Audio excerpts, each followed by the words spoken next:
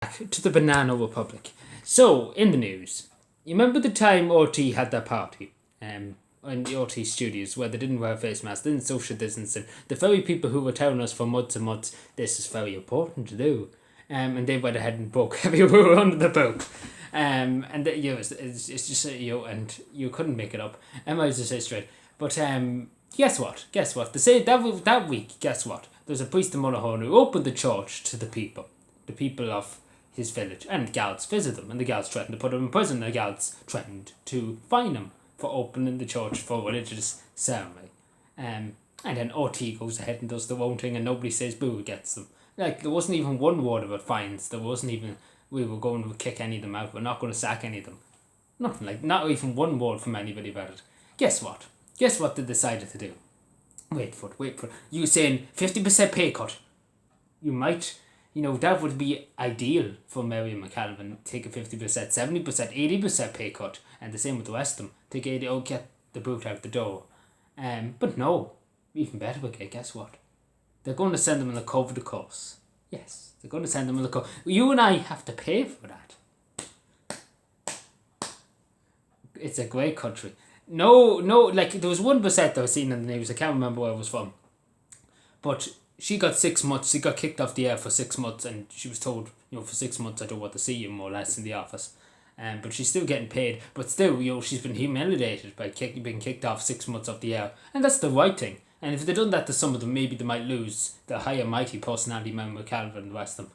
And because they get paid outrageous money, nearly the amount of money they get paid by you and I, the taxpayer who has to pay them, would nearly feed all the homeless in Dublin if you took all their money away. Brian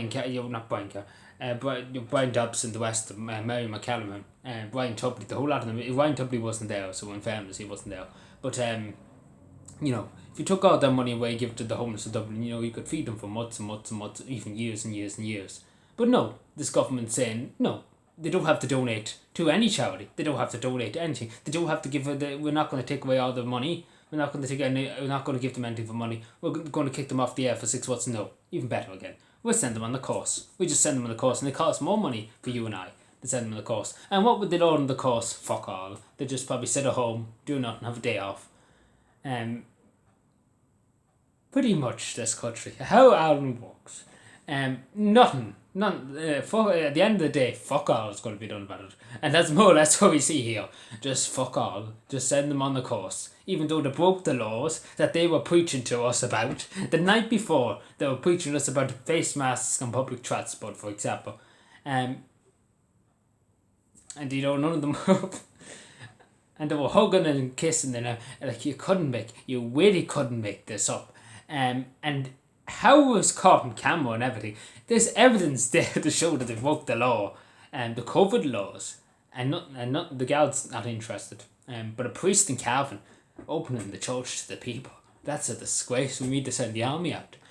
Because that's the way they reacted. That's the way the state reacted. They got very tick over it, and me whole man got very tick over it too. And then when RT done it, they didn't say anything. They were very embarrassed. I have to say they were very embarrassed that RT got caught with the trousers down, because again RT is the spin for the government of Ireland. RT talks shite, in other words. They've been spreading shite for a long time, and they're very biased. Like, it's honest to God, every week we see them get even more biased for the government, and literally no other opinion. If you're against the government, you're not going to be anywhere senior RT.